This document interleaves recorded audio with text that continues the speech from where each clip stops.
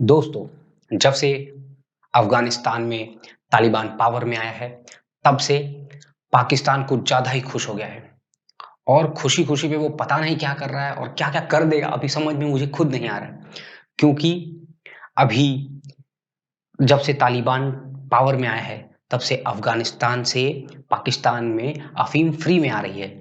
तो अब जब अफ़ीम फ्री में आ रही है, तो नशे-नशे में पाकिस्तान कुछ भी कर रहा है, कुछ भी लिख रहा है और कुछ भी लिखते-लिखते पाकिस्तान ने 131 पन्नों का डोज़ियर तैयार किया भारत के खिलाफ और उस डोज़ियर में वो जो पुराने इल्ज़ाम लगा रहा था, वो तो उसने पहले से ही लगाए हुए हैं। लेकिन एक ऐसी बात कह दी, जो मुझसे या आपसे या किसी से भी जो हिंदुस्तानी होगा या हिंदुस्तान को जानता होगा, उसे हज़म नहीं होने वाली। क्योंकि पाकिस्तान ने साफ तौर पे लिख दिया है उस डोज़ियर में कि भारत इस्लामिक स्टेट के जो टेररिस्ट हैं, उनको भारत में ट्रेन कर रहा है। जी हाँ, आप सही सुन रहे हैं। पाकिस्तान ने भारत पर इल्ज़ाम लगाया है कि भारत इस्लामिक स्टेट्स के टेररिस्ट को मतलब आईएस के टेररिस्ट को ट्रेन कर रहा है। ये गलत नहीं सुन रहे हैं आप। आप सुन सही रहे हैं और आप जो शॉक आपको लग रहा है, वो मुझे भी लगा था जब इस चीज़ को मैंने पढ़ा था और जाना था तो।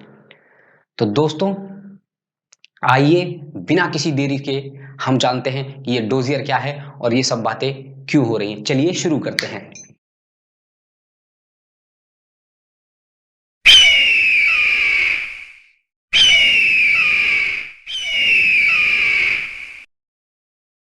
दोस्तों, यूएन जनरल असेंबली में भारत के खिलाफ शिकायत करते हुए पाकिस्तान ने 131 पन्नों का डोज़ियर तैयार किया है। तो दोस्तों, सबसे पहले जान लेते हैं कि इस डोज़ियर में पाकिस्तान ने लिख के क्या दिया है।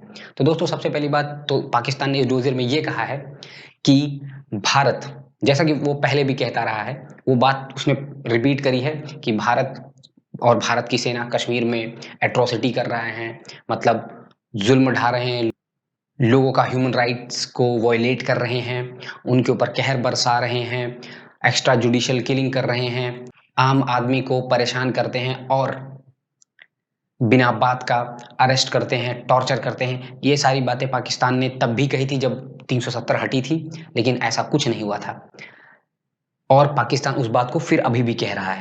अब इस बात में उसने जोड़ा क्या-क्या है, ये देख लेते हैं। तो सबसे पहले तो जोड़ना उसे कुछ था नहीं, लेकिन बात ये थी कि अफ़गानिस्तान से आई थी अफ़ीम। अब भाई अफ़ीम वो भी फ्री की, तो चढ़ा ली तो अपने मन में जो भी ख़्यालात आए, वो चढ़ते चले गए। तो मतलब नशे में क्या ही लिख दिया है, ये आप सुनिए पहले। तो सबसे पहले उन्होंने ये कहा है कि भारत के 1178 मतलब 1178 आर्मी पर्सनल और ऑफिसर इन्वॉल्व हैं, 3,342 वॉर क्राइम और इन जैसे केसेस में, जो कि कश्मीर में ये लोग एट्रोसिटी कर रहे हैं और कश्मीर में ये लोग ह्यूमन राइट वायलेशन कर रहे हैं। पहला, ये जो फैंसी नंबर देते हैं ना, वो इसलिए देते हैं क्योंकि देखने में थोड़ा प्रिसाइज लगे, अच्छा लगे। तो पहली चीज ये जोड़ी। अब दूसरी बात उन्होंने ये जोड़ा कि हमने इंटरसेप्ट करी है एक आर्मी अफसर की बात, जो ये कह रहा है कि प्राइम मिनिस्टर नरेंद्र मोदी ने ऑर्डर दिया है या प्राइम मिनिस्टर ने या दिल्ली ने ये कहा है कि 35 गांवों को जला दो कश्मीर में और कम से कम 80 व्हीकल्स को आग लगा दो जम्मू में। इस तरह की बातें कर रहे हैं वो लोग। ये कौन से नशा कर रहे हैं भाई, समझ में नहीं आ रहा। अफीम का तो नहीं लग रहा, ये कुछ ज्यादा ही लेवल का और एक अलग लेवल का कुछ लेके कर रहे हैं इस चीज को। तो ये तो था दूसरी बात जोड़ी। अब जो तीसरी बात जोड़ी, जो आपके दिमाग के परखच्चे उड़ा देगी, वो ये है कि इन्होंने कहा है कि भारत में 5 से 6 ऐसी जगहें हैं जहां पर इस्लामिक स्टेट के टेररिस्ट को ट्रेन कर रहा है। और इस्लामिक स्टेट के टेररिस्ट को ट्रेन कर रहा है वो कौन से वाले, जो इस्लामिक स्टेट ऑफ खुरसान के टेररिस्ट हैं, उनको ट्रेन कर रहा है। इस्लामिक स्टेट ऑफ खुरसान के टेररिस्ट के बारे में मैं एक बात आपको बताता चलूं कि जो 27 अगस्त को अफगानिस्तान के हामिद करजई एयरपोर्ट के पास ब्लास्ट हुआ था, उसका इल्जाम आईएस आईएस के खुरसान विंग पर लगाया गया है। मतलब और वैसे लोगों को पाकिस्तान कह रहा है कि भारत ट्रेन कर रहा है। मतलब क्या ही लेवल है, दिमाग फट जाता है ये सोचते-सोचते कभी-कभी। Control Majnu, control. क्या कंट्रोल कंट्रोल उदय भाई? अब ये बरसाती मेंढक भी टट्टर करेंगे क्या? पाकिस्तान का कहना ये है कि भारत कश्मीर में गुलमर्ग में, छत्तीसगढ़ में रायपुर में और राजस्थान में जोधपुर, चकराता, बीकानेर और अनूपगढ़, तो मतलब राजस्थान की 4 जगहें, कश्मीर या Jammu and Kashmir union territory की 1 जगह और छत्तीसगढ़ की 1 जगह, टोटल 6 जगहों पर ऐसे मिलिटेंट्स को, ऐसे आतंकवादियों को ट्रेनिंग दे रहा है, ठीक? और इस फैक्ट को प्रूफ करने के लिए उन्होंने कोऑर्डिनेट्स भी दिए हैं, जीपीएस के कोऑर्डिनेट्स दिए हैं और जीपीएस के कोऑर्डिनेट स्क्रीन पर आपके सामने हैं। पहला जीपीएस का कोऑर्डिनेट जो है, वो है आपका जोधपुर का। मैं खुद चाहूँगा कि मुझे जो लोग भी देख रहे हैं, वो लोग इस कोऑर्डिनेट को मैप पे सर्च करके देखें और उन्हें खुद समझ में आ जाएगा। पहला ये जो कोऑर्डिनेट है, वो एक आर्मी स्कूल, एक हनुमान मंदिर के आसपास का इलाका है, एक लेक के आसपास का इलाका है, ठीक है? अब ये बताइए, या तो आईएसआईएस हनुमान जी को मानने लगा है, ठीक?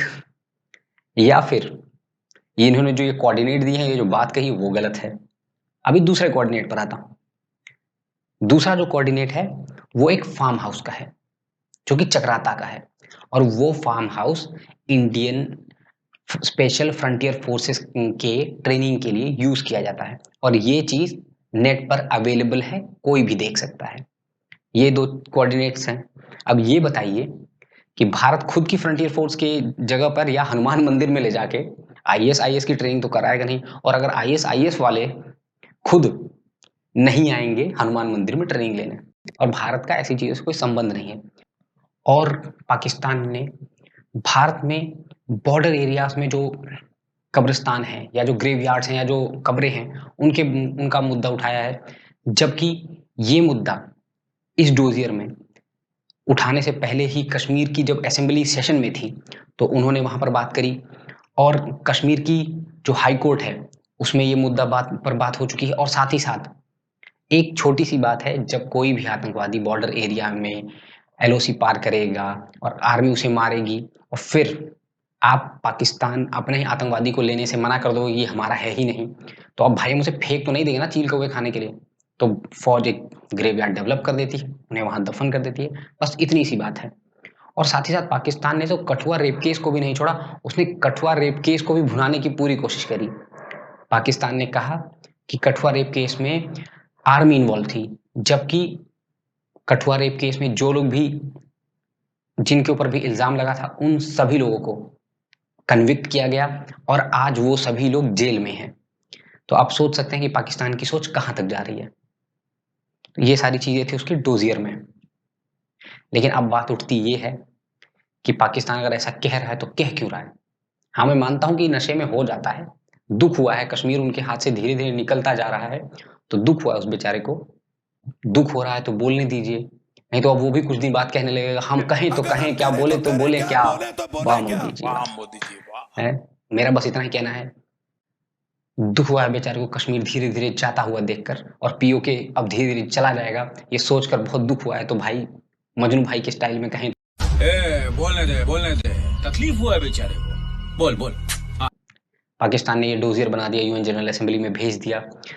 लेकिन ये सब भेजना करना पाकिस्तान कर क्यों रहा है, चाह क्यों रहा है?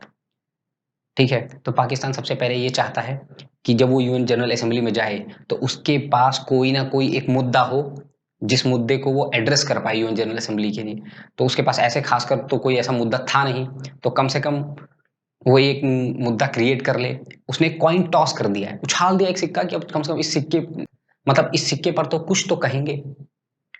एक ये बात है। दूसरा ये है कि तालिबान में अफगानिस्तान का राज आ गया, तो अब पाकिस्तान थोड़ा रिलैक्स है कि एक साइड तो हमारा कब्जा हो गया है, अब दूसरी साइड थोड़ा सा ध्यान लगाते हैं अपना, क्योंकि इंडिया ने काफी फजीहत कर रखी थी पाकिस्तान की, तो अब वो पाकिस्तान अपना कंसंट्रेशन अफगानिस्तान और तालिबान से शिफ्ट करके इंडिया की तरफ ला रहा है। अब तीसरी बात कर लेते हैं। तीसरी जो बहुत जरूरी बात है वो ये है कि अगर पाकिस्तान ऐसी बात करता है, वैसे उनकी इस बात को कोई सीरियस लेता नहीं है, लेकिन फिर भी अगर थोड़ा-सा भी 1% भी अगर कोई सीरियस ले ले, तो इन बातों से भारत के रशिया से और भारत के यूएसए से रिश्ते खराब होने की चांसेस डेवलप हो सकते हैं। तो मतलब जहाँ चांसेस डेवलप हो सकते हैं, वहाँ चांसेस पाकिस्तान ने ले लिए हैं और ये बात बोल दी है। अब ये सब तो रहा पाकिस्तान का स्टैंड। इसमें भारत क्या कह रहा है? भारत ने ज़्यादा कुछ नहीं कहा है, बस 2 बातें कही हैं। सड़ी के अब तो सच बोल दे भोसड़ी के। मतलब ऑल टोटल भारत ने कुछ नहीं कहा है और भारत ने इस डोजियर पे कोई प्रतिक्रिया नहीं दी है। वैसे तो भारत ने अपना कोई भी ऑफिशियल स्टेटमेंट इस डोजियर पर नहीं दिया है और मुझे जहाँ तक लगता है कि भारत को ऐसे डोजियर्स पे ना ही ध्यान देना चाहिए, ना ही ऑफिशियल स्टेटमेंट देना चाहिए, क्योंकि ये सारी फालतू की बातें हैं और फालतू की बातों में पड़ना मूर्खता होती है। इसी के साथ मैं अपनी वाणी को विराम देता हूँ और अगर आपको मेरा वीडियो अच्छा लगा है तो मेरे वीडियो को एक लाइक करें, चैनल को सब्सक्राइब करें और अपने 10 दोस्तों के साथ शेयर ज़रूर करें। Thank you for watching. Best of luck for your futures.